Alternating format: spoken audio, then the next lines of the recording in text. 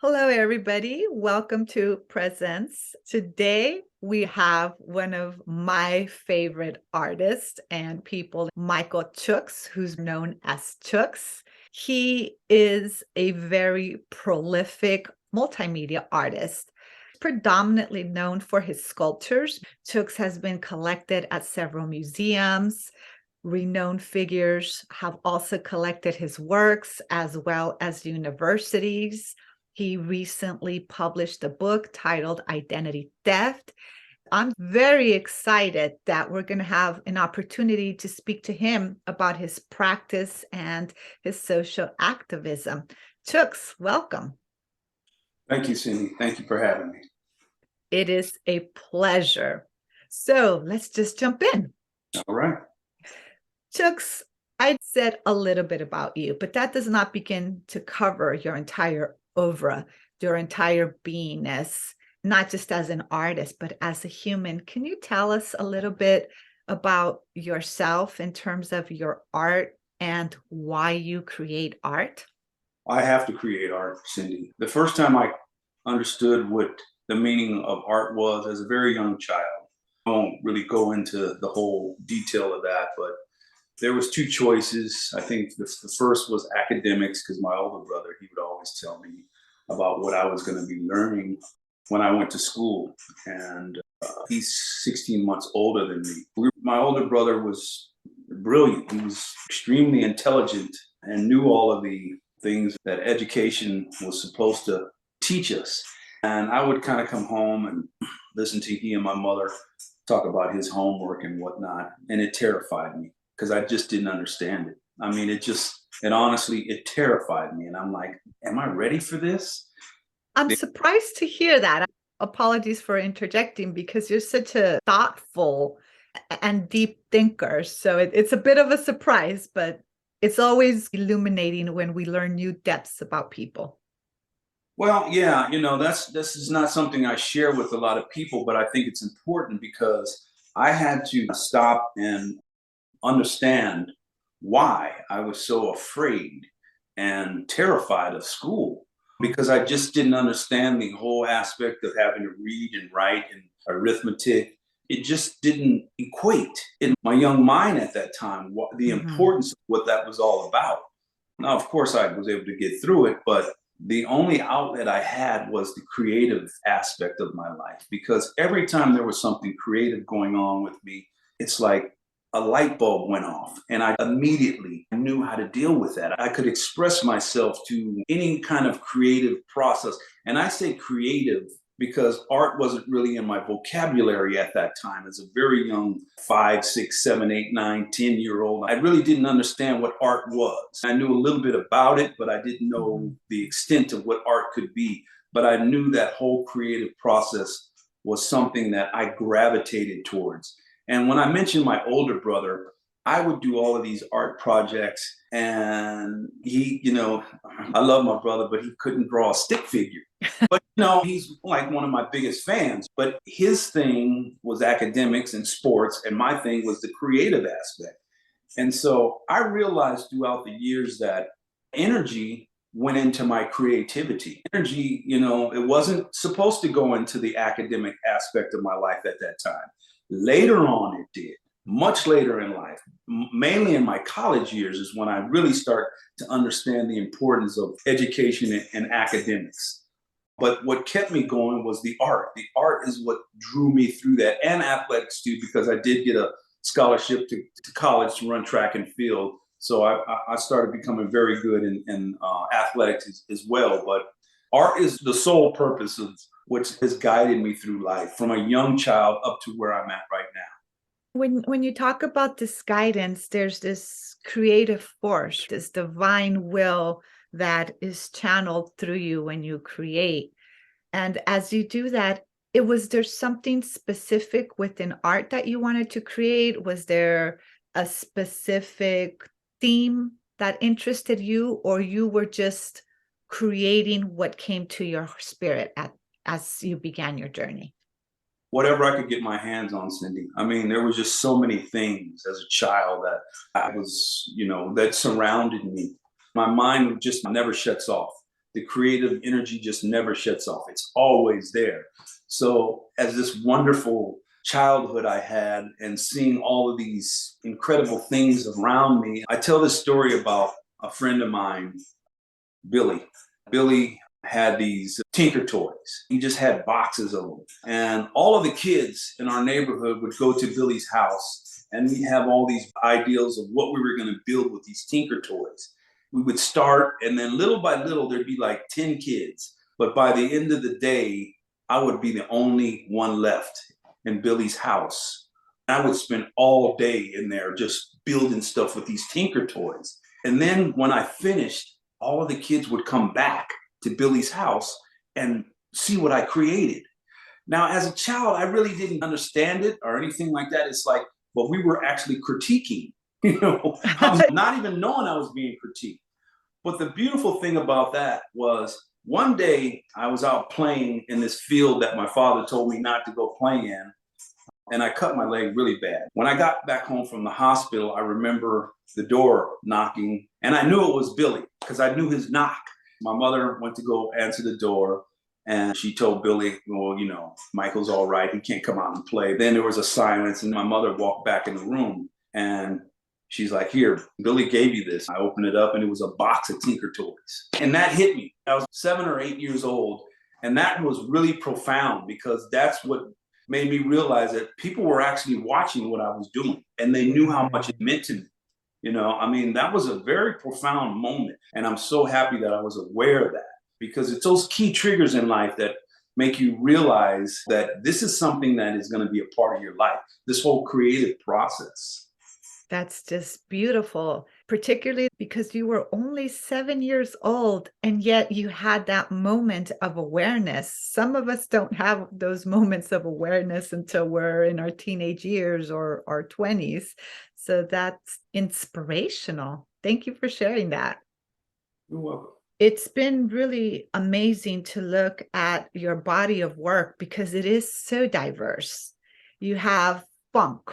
You've done bronzes, you've done inspirational pieces related to nature, you've done pieces related to the divinity and power of woman, and you've also most recently have been working on a series titled Identity Theft. That's a critique in terms of social justice and the Black experience in America. It's also an invitation to not only address systematic racial issues, but an invitation to be more loving and kind towards one another. Not only do you have an entire body of work, an entire series, but you recently published a book titled Identity Theft that discusses that series. I have the book and it's beautiful. Can you talk to us a little bit about identity theft and why you started to work on this series? Well, Cindy, I recently wrote a post on my Facebook page, and it's these little thoughts that just come to my head. So I'll write them down on Post-it notes. So I'll remember them. The post said, I wrote this book because the world needs healing. So do I. Those little sparks, that energy that comes from the universe, that actually happened at a moment during the end of President Obama's presidency, where these televised shootings and assaults, murders, blatant out and out murder of young Black men were happening here in the United States and basically all around the world. It's not like this hadn't been happening, but because media is so dominant in our society now, and it's everywhere, even the poorest people of the world have access to some type of media. So I saw that, it just hurt my heart. It's just killing me as an artist. One particular day, these killings actually happened right in my community, and there was a big uproar. 5 cops shot a young Black man because he was wielding a knife, and he was 25 feet across the street from him. They didn't taser him. They didn't try to shoot him with bean bags. They didn't try to talk him out of it or anything like that. They just murdered him. There's 5 cops, all with the latest technology and weaponry. And here's a young Black man with a knife, and he's a threat. And so their thought process is just, let's not negotiate with him, let's just take him out. And so when I heard about that, you become aware of these things. And so actually a few days later, my wife and I were driving down the street and we saw these group of young black, I won't say they were the millennials, they were young blacks with picket signs. And I asked my wife, I said, babe, what is this? And she said, that's Black Lives Matter. It hit me with a ton of bricks. I said, here are these young black male and females standing on the corner protesting the brutality of this murder of this young black man and the murders that are happening around the world. And I said to myself, what am I going to do as an artist about this? My work has always been politically motivated, politically aspired. There's always some type of social message in everything I create. So the next day, I was standing outside and it's like a bolt, lightning, something hit me. And I went to sleep and it hit me again that night. And the next morning I woke up and I started creating the work in identity theft. Cindy, creating this body of work is like nothing else I've ever created in my life.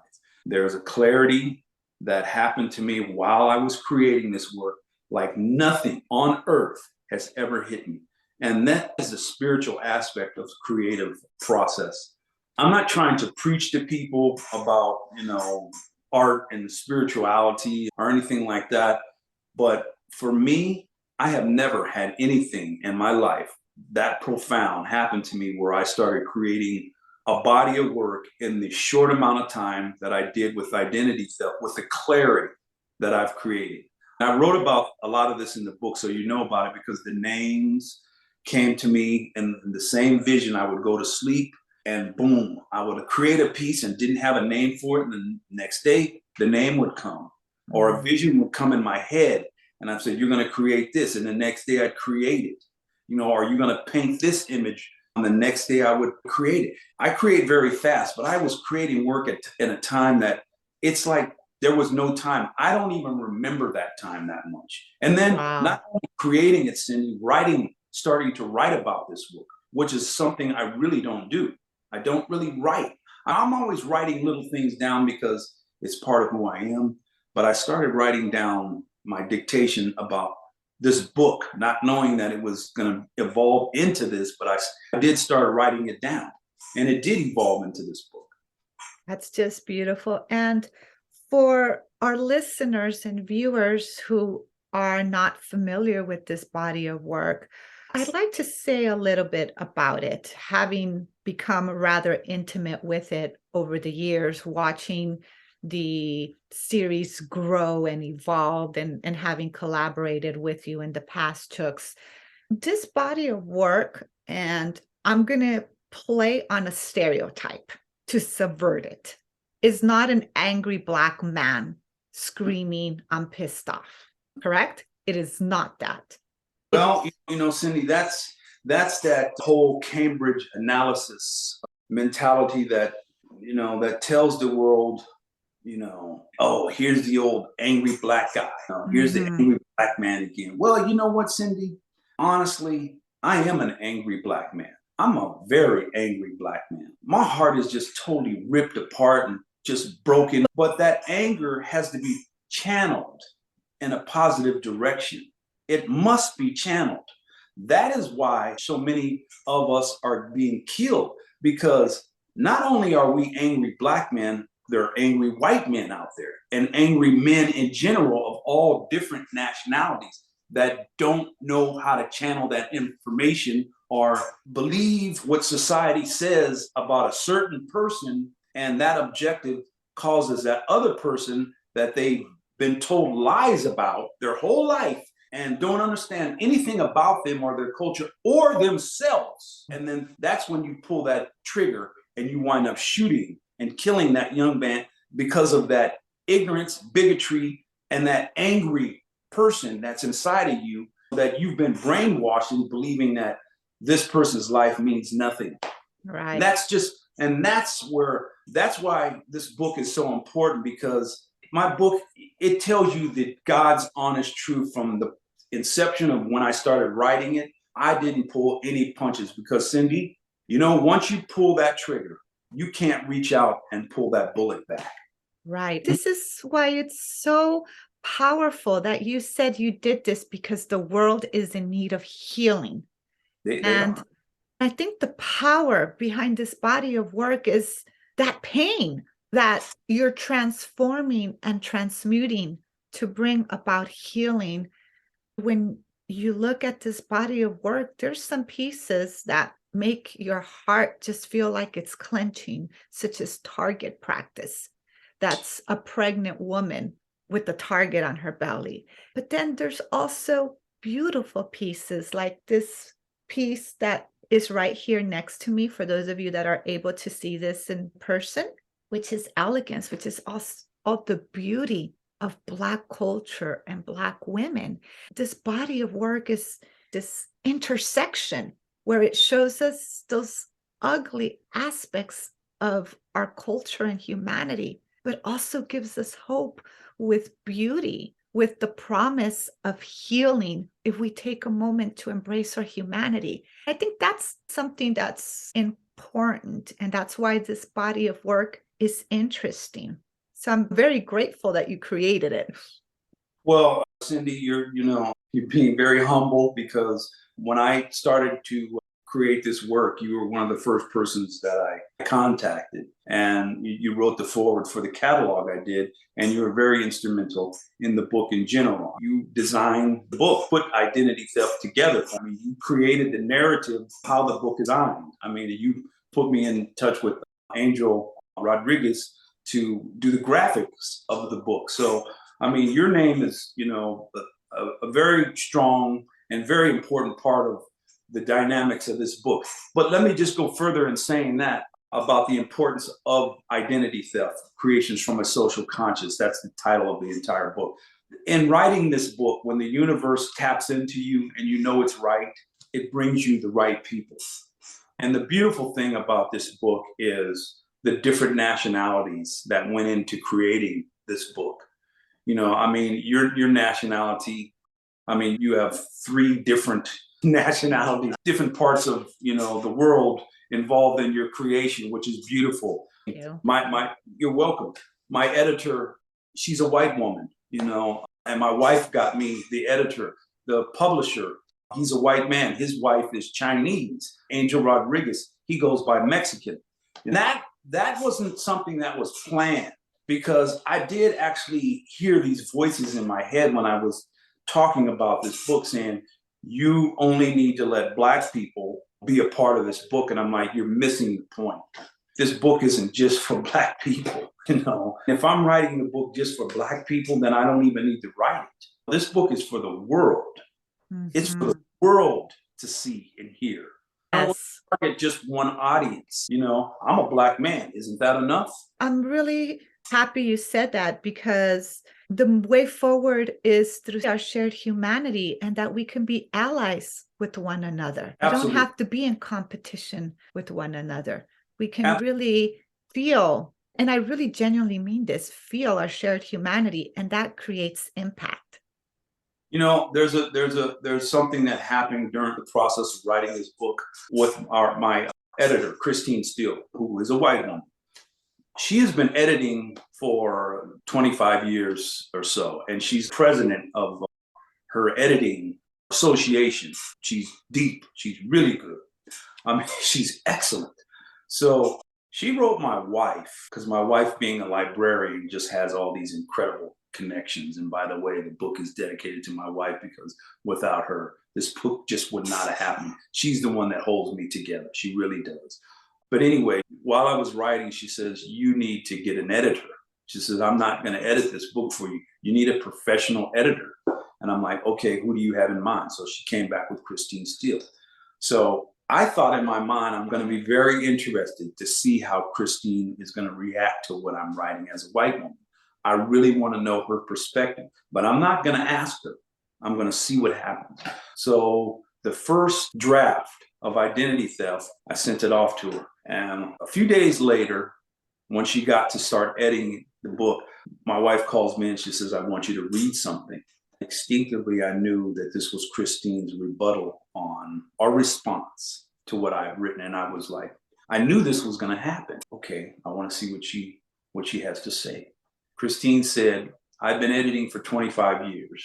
And when I edit, I just edit. I don't get involved with anything that anyone is saying. That's not my job.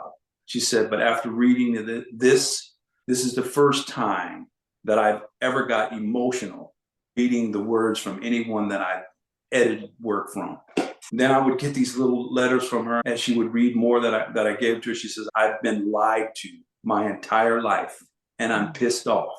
She says, this is really opening my eyes to what the world and what my teachers, my education have denied me, and changed my perspective of how to look at the world and how to look at people of other color. And that's what this book is about, Cindy. I'm getting emotional just hearing that myself, but I think it was so important to share because it goes back to this issue of impact. And whenever we do something consciously, intentionally from that heart space, we create impact if it's in the service of the greater good. So it's just really inspiring. And also leads me to the next topic I'd like to address with you. And it's pushing boundaries, but I know your game. It's the issue of masculinity and Black masculinity. You are heterosexual, you are heteronormative, and that is something that at times society finds threatening if you're a Black male, which is part of why we have seen so much violence, but also creates its own set of nuances for a Black artist who happens to be heterosexual, such as yourself. I'm raising this point because one thing that's very clear when we look at your work is this strong sense of the beauty that you find in Black masculinity, as well as Black femininity. But I want to circle back to the issue of masculinity because you subvert a lot of stereotypes. And being around you, you are a very masculine male. Can you talk a little bit about that aspect of you and your creative process and the work that you do? That's a very deep question, and I'm going to dive right into it. I think as an artist, I think as a Black male, I've always been looked at as a threat. I really truly believe that. Going through school, going through college, I've always been viewed as a threat because I've always been outspoken. Now, there's two ways to deal with that word outspoken. For a white person, they say he's outspoken. For a Black person, they say he's militant. He's a threat. And I've always been viewed as a militant threat, as someone to watch out for because of my outspokenness. But I feel that I have been given something that's incredible, and that is this ability to create this art just by thinking about it and then picking up a piece of clay and then getting those thoughts out of my head. I see this happening a lot with a lot of young artists. They throw the fame and fortune and all that nonsense in your face and on your plate. You lose your direction of what you want to do with your creativity. I think that's the worst thing in the world that you can do because, yeah, you die with a whole lot of money in your pocket, but when you're dead, somebody else talks about your art in terms of what it really doesn't mean. They create a whole narrative and a history behind something that you never really got a chance to evolve with because you let someone else dictate your life. That's why identity theft is so important, because these are my words. And I knew as an artist and learning about the arts in history, especially from seeing how little was written about the Black artists. Now, there are great many Black artists out there, but because they didn't have the resources to have their work documented the way I'm documenting my work, it became very important for me to do this. And that's why I went to school, because I wanted to document my work. It wasn't about the creative process. Most of my instructors told me, there's really nothing we can teach you. You're just, so way above who we are. They never said that, but they said it in a way that made me understand that that's what it was. And those are the instructors I respected. I said, well, that's not why I came to school, for you to teach me this whole art thing. I came to school because I want to write. I want to learn to write. I want to learn to understand. I want to learn to how to understand and document my work. I want to learn the importance of spreading the knowledge in history. I want to learn how to dialogue and spread this information out to other people. That's very important for me, Cindy. So, when I say a threat, I became the threat because I actually started learning these things. And a lot of my instructors, they were like, "Oh, watch out for him. He's actually here to learn." Watch. Oh, the power of education. Yes, yes. And so that is hypocritical. Here I am here to learn, but when I really started wanting to learn and then understanding what I wasn't being taught and knowing that blatantly that you were depriving me this, watching white students get things that I was never introduced to, watching my grades suffer because I was so outspoken and I did not play the old Negro game. I wasn't going to do that because I figured I'm going to get my degree. I don't care what you do. I'm going to get my degree. And not only am I going to get it, I'm going to get it at the highest level this college offers. I'm not asking you for anything, no. I'm here to get my degree, and I did. I went through all that, and I said, okay, that was a short time in my life going to school. Everything I got, I use it now to write, to speak. When I was younger, Cindy, and I would create art, everybody says, how do you do this? And all I could say was, it was God gifted. And after a while, I got tired of saying that because I said, if I just say it's God gifted, then that's a cop out.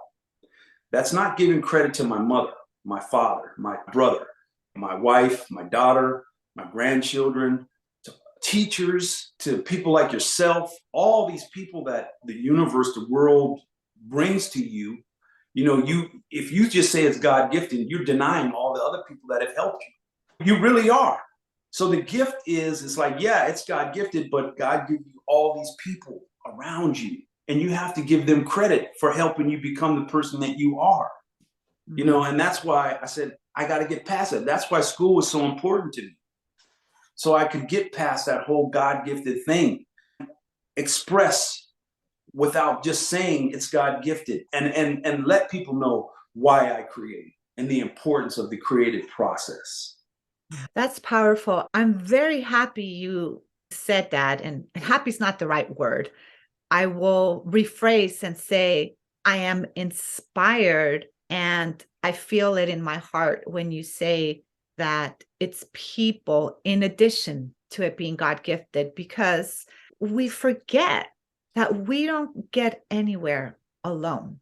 There's that African proverb says, if you want to get somewhere fast, go alone. If you want to go far, you go in community. I don't have the exact words, but more or less, that's it paraphrased. So we get places when we go together in community. And I think that's an important message for our listeners, particularly the younger listeners who are talented and full of drive and want things done yesterday. Sometimes it takes time. Sometimes it's a process, and that process cannot always be done alone. We give each other our hands and we pull ourselves up in community. I know somebody has had to give me a hand so that I could be where I am now, and I give somebody else a hand. You're giving people their hand. We're giving each other our hands, and that's beautiful because a gift is a gift, but what do we do with that gift? Well, our society we're letting people close us in now. I mean, you talked about, masculinity and how I maneuver my way around it. I'm seeing a lot of things happening with the whole ideal of masculinity. And I see a lot of it in the art world. I mean, for a lot of Black males, I see a lot of Black males who are gay getting a lot of recognition. And I'm not saying that it's undeserved. I'm not saying that at all. I'm not. But it seems that, in my point of view, our society is using that as a tool to take people like myself out of the equation. And I'm being strictly honest with you on this. It's a provocative type of honesty because somebody might say, yes, he's right. And somebody might say, oh, no, he's being a bigot, and it's neither one or the other. It's expressing your truth. And if we look around, we might find evidence of it or not, but you have to do your homework, which is what you are always telling people. Do your homework. I wouldn't say this if I didn't believe it. I'm telling you from my opinion. I'm telling you from the opinion of how I create. I have a vision, I create it. I'm not really concerned with what anybody thinks. It's my vision. I have the right to create it. These are my words. I have the right to say it. But I do say that in the sense of art and this whole thing about masculinity, because I'm dealing with a lot of that right now. There's a lot of pushback, a lot of walls that are being closed in. And I'm saying that in terms of what's happening in Texas and what's happening in Florida right now with the banning of books and whatnot. I mean, I've already had people telling me, hey, they're going to ban your books if it goes to Florida or Texas. I would take it as a compliment if they ban your book. I do, and I do. But I also think that it's very important for us to not buy into that. And Exactly. we must, it is imperative that we speak out and fight against it. Because Yes. my analogy of this world is there is enough air for everyone in this earth to breathe, but they're trying to capitalize that air.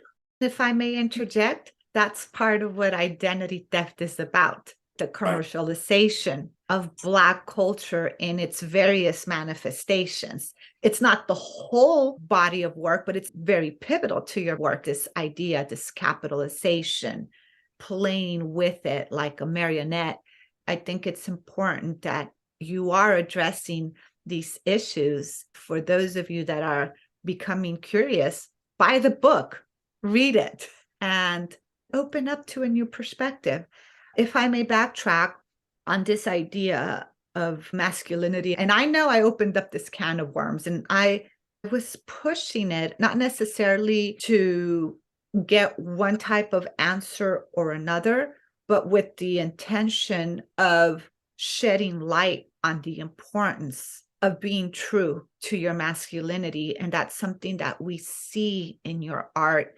One of my favorite pieces is Protector of the Next Generation, which is on the cover of your book, Identity Theft. I remember the first time I saw that piece, I wasn't quite sure if it was a male or a female figure, but it was certainly this beautiful, protective, loving parental figure holding a newborn child. After talking about it, you said to me, it is a man. And we go back to this issue of what it means to be a father, what it means to be a protector, what it means to express your masculinity in terms of culture, in terms of heritage, and what you want to teach to the world in terms of bringing healing when it comes to how the Black male is viewed. Well, Cindy, that is a very important piece, Protector of the Next Generation. It was a piece about love. And I thought it was a very inviting piece. Most people who are familiar with my work, they do see the vast amount of what I create is coming from the female perspective. There's a love I've gotten from the female that no male has ever given. I mean, it's never happened. And I don't have a problem saying that. I mean, there's just emotions, there's just feelings that I've gotten from females that are just free. Males, they got so much of that so-called John Wayne mentality where this is what a man represents, and that's a bunch of bullshit, because it just is. And I never really looked at it like that. A human being is a human being. And if someone tells you this is how you're supposed to be as a human being, you're a robot. And I'm not a robot. I have emotions. I'm not patterning myself behind this person that is supposed to be so stoic and doesn't show their emotions, because if I was to do that, you wouldn't see any of the work that I create. These are my emotions. I pour my heart and my soul, everything I do, I pour it into my work. I just let myself go. I pour it in there, Call it art, it's my emotion. That's what you're seeing. You're seeing it. And I'm being honest and true with you. And I'm not hiding any of it. I'm letting you see it. I want you to see that inside of this Black man, there's a beautiful soul in here. Beautiful soul that feels. And I think it's important for us to remember that we should feel safe feeling. And sometimes we don't. And right now we're receiving an invitation to say, yes, it is safe to feel. Like protector of the next generation. I mean, when I first put that piece out there, I got a lot of people saying, "Oh, that's such a beautiful woman. That's a beautiful woman." No one said, "Wow, that's a man." So when I posted the statement about what protector of the next generation represented, people were like, "Oh, oh," and what it did was say, "Wow, we're not looking at our men like this. We're not looking at our men as these protectors. We're not looking at the Black men saying, wow, these Black men actually love their children." Yeah. That is what society has denied us. That is a form of identity theft. Bombarded so much by the negative portrayal of the Black man and not having that kind of love that we have forgotten what we represent. I haven't. That's why that image on the cover of the book, because I want to remind people I'm a father. I protected my daughter, and no one was going to put their hands on my child. I was going to do everything in my power to help my child become who she wants to become. Wow. And that is the next generation.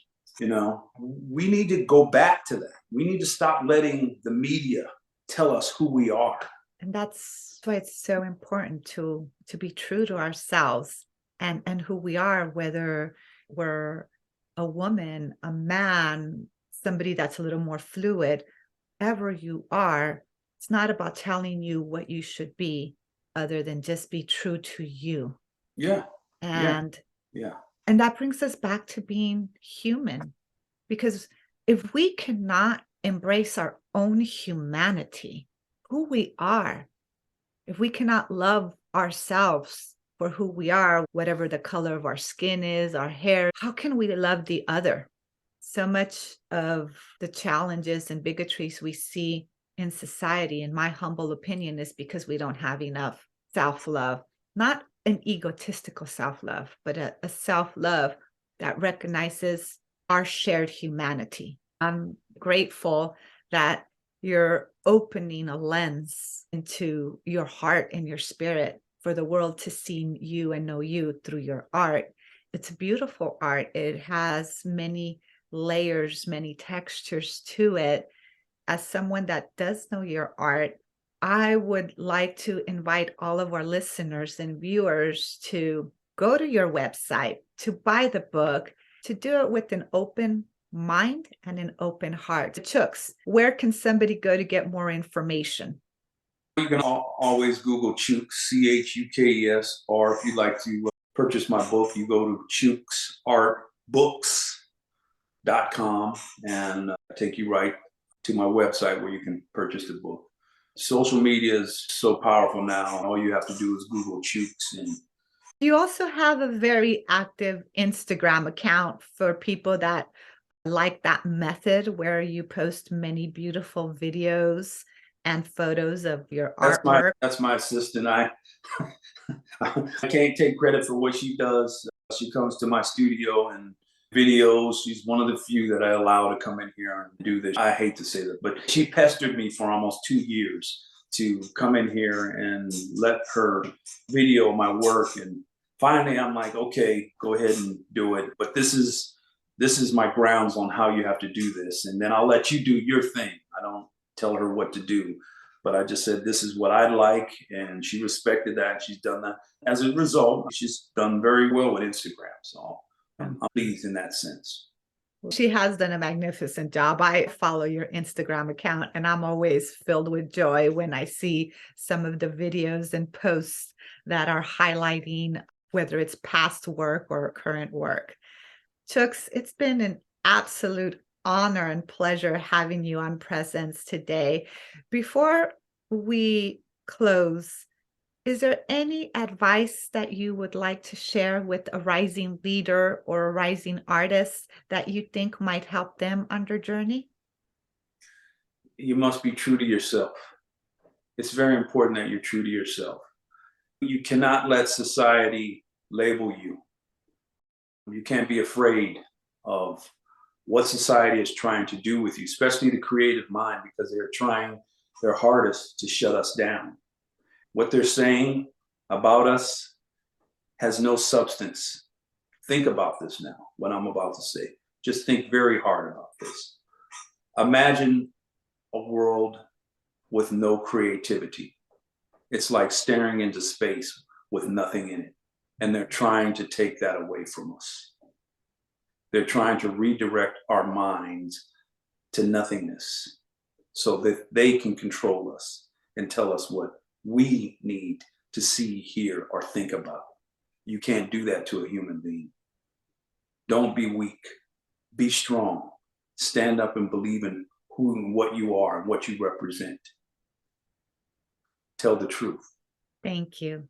It's been an absolute honor. I'm very excited to see how this series continues to grow and evolve and positively impact people's hearts, minds, and spirits. Thank you, Chukes.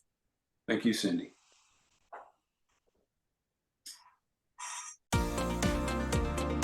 Thank you for joining us on Presents. For more information on how you can create greater levels of impactful presence in your professional and personal life, visit www.cindyurrutia.com and follow me on social media. If you haven't subscribed, please do so.